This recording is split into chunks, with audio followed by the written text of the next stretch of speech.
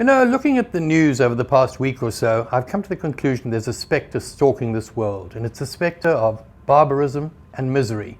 And it's leading to a demand for change. It's a demand that is coming mainly from working people, who are the most affected, let's face it, by the increase in global joblessness and the insecurity and the fears this leads to.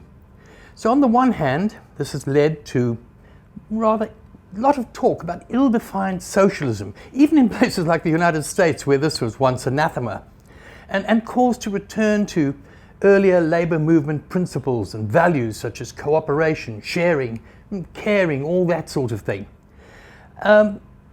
Tomorrow, for example, you will have here in Johannesburg, you will have a meeting of perhaps 30 or more unions discussing just such topics.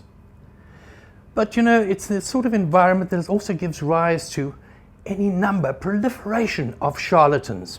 I think in one sense of Donald Trump in the United States, for example. But then we have the more virulent variety, such as Golden Dawn in Greece or the Freedom Party in Austria and many others. And we are not immune in South Africa from the same sort of promotion, the touting of bigotry and nationalism. It's something we are not immune from at all. And it's a brand of nastiness that we should be trying to avoid.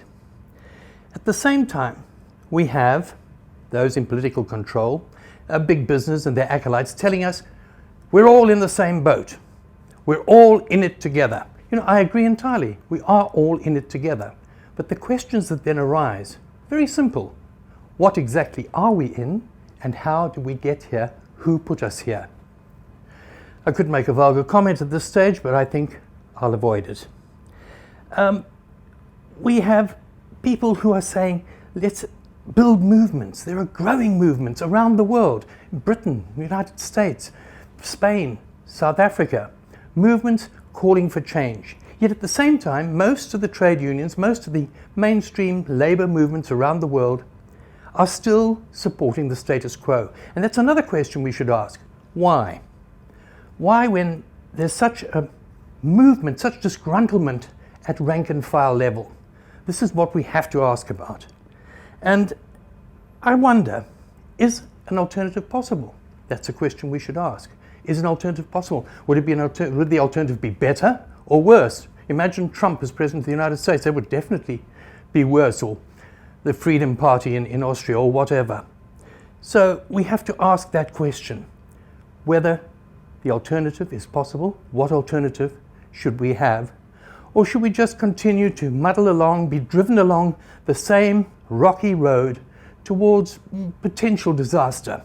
Anyhow, that'll be the focus of my Inside Labour column this week, which you can access on this platform, Fin24, tomorrow, and a version of which will appear in the City Press business section on Sunday.